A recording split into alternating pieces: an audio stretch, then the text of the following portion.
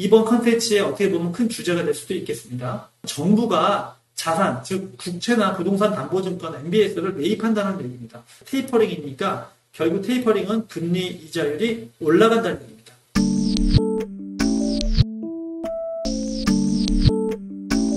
안녕하십니까. 한국경제신문을 읽어드리는 노래하는 가수, 노래는 잘 못하지만 가수입니다. 싱어송라이터 이야기 프로젝트 한승열입니다. 반갑습니다. 저는 이제 한국경제신문을 구독하고 있는데요.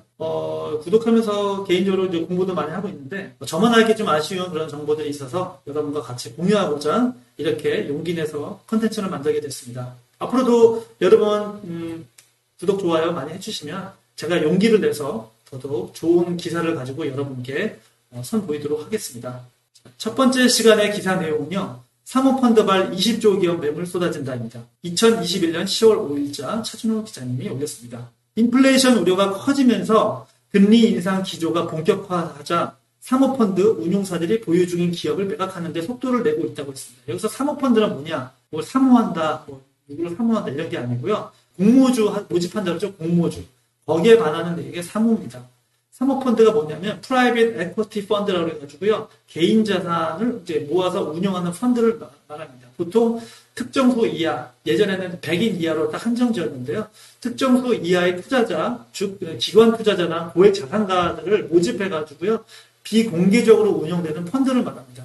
상대적으로 공모펀드는 당연히 공개적으로 모집을 해서 공개적으로 운영하는 펀드를 말하겠죠. 시중 유동성이 줄어들면 인수자의 조달 비용 부담이 커져 높은 가격을 받기 어려워진다.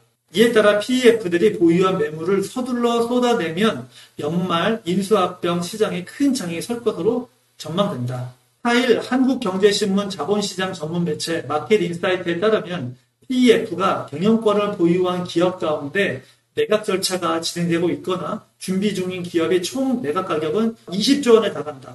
국내 M&A 역사상 최대 몸값으로 평가되는 한온시스템, 바디프렌드, 현대 LNG 해운, 버거킹, 투썸플레이스 등의 기업들이 PEF의 손을 떠나 새 주인을 기다리고 있다고 했습니다. 자, MBK 파트너스, 한행컴퍼니, 어피너티 등이 보유하고 있는 모던하우스, 쌍용, CNE, 락앤락 등 조단의 기업들도 내년 초까지 M&A 시장을 차질 것으로 예상된다. PEF들이 매각 작업을 서두르는 데는 금리 인상이 가장 큰 영향을 미치고 있다고 투자은행, 인베스트먼트 뱅크 업계는 보고 있다.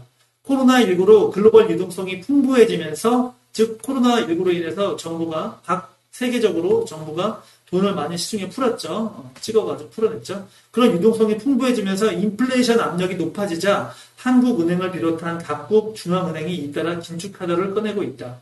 한은은 지난 8월 말 기준금리를 연 0.75%로 0.25%포인트 높였고 연내 추가 인상도 예고했다. 미국의 테이퍼링 자산 매입 축소도 초읽기에 들어갔다. 여러분 여기서 이제 테이퍼링이라는 말이 나오는데요. 테이퍼링 하면 자산 매입 축소까지는 이제 대부분 아실 거예요. 이게 과연 어떤 내용인지 제가 쉽게 설명을 해드리도록 하겠습니다. 이번 컨텐츠에 어떻게 보면 큰 주제가 될 수도 있겠습니다. 자, 그럼 여기서 자산 매입이라는 게 과연 뭘까요? 이건 뭐냐면 정부가 자산, 즉 국채나 부동산 담보증권 MBS를 매입한다는 얘기입니다. 그 왜 매입을 하느냐? 돈을 풀기 위해서. 그냥 돈을 주는 게 아니고 시중에다 돈을 찍어서 시중에다 이렇게 뿌리는 게 아니고 어떤 식으로 자산을 매입을 하는 방법으로 취하면서 돈을 시중에 뿌리는 겁니다. 한번 예를 들어보도록 하겠습니다. 현재 지금 미국 연준, 즉 연방준비 제도에서 자산 매입을 축소한다고 했는데 한번 자산 매입을 어떻게 하는지 보도록 하겠습니다. 자산을 매입하면요.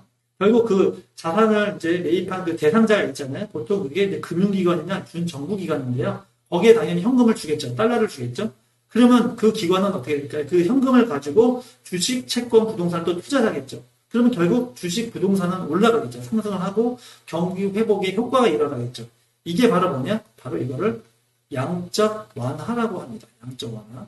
양적 완화입니다. 자, 그러면 테이퍼링, 즉 자산 매입 축소라는 건 어떤 의미냐면 그 반대되는 겁니다. 양적 완화를 줄이면 당연히 채권 매입이 줄어들겠죠. 그러면 결국 주식 부동산 가격도 떨어지겠죠. 그래서 보통은 채권 가격과 금리 이자율은 반비례로 작용하는데요. 한번 보도록 합시다. 정부가 만약에 채권 매입을 만약에 확대시킨다. 확대면 어떻게 될까요? 그럼 가격이 올라가겠죠. 채권 가격이 올라가면 상대적으로 이자율 금리는 떨어지겠죠.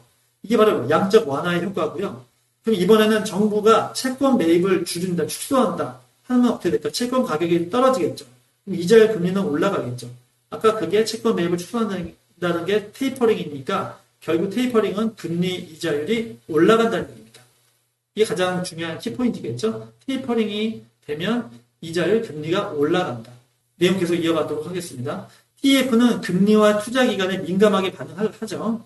그 다음에 PEF는 인수대금 대부분을 빚으로 조달하는, 즉 예를 들자면 사모펀드에서 1,000억 원 정도를 모집을 했으면 거기에 한 4천억 정도를 빚을 얻어서 5천억 원짜리 기업이나 큰 건물을 사겠죠.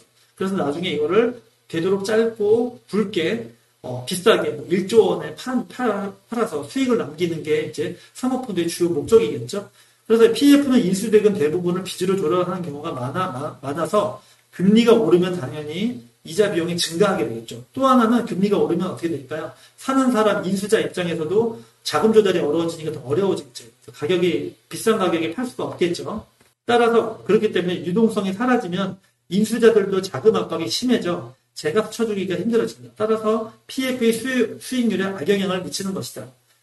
투자은행 업계 고위 관계자는 기업들이 상반기처럼 공격적으로 M&A 시장에 뛰어들긴 쉽지 않은 환경이라며 사모펀드 운용사들은 대부분 이 보유한 기업을 연말기에 내놓을 가능성이 매우 높다고 했다라고 했습니다. 여러분 여기까지고요. 테이퍼링에 대해서 사실은 설명해 드리기 위해서 이 기사 내용을 선택을 했고요. 결과적으로 금리가 인상한다는 얘기, 그러면 주식은 떨어진다는 얘기. 그래서 앞으로 이제 어떻게 추후 미국의 어떤 상황을 보고서 국내의 상황도 주식의 상황도 또 알 수가 있고 어느 정도 가늠할 수가 있겠죠. 자, 여러분 여기까지 하고요. 또 다음에는 더 알찬 내용으로 이렇게 인사를 드리도록 하겠습니다. 여러분 끝까지 봐주셔서 감사합니다. 구독, 좋아요 눌러주시면 고맙겠습니다. 안녕. 다음에 또 봐요. 제발.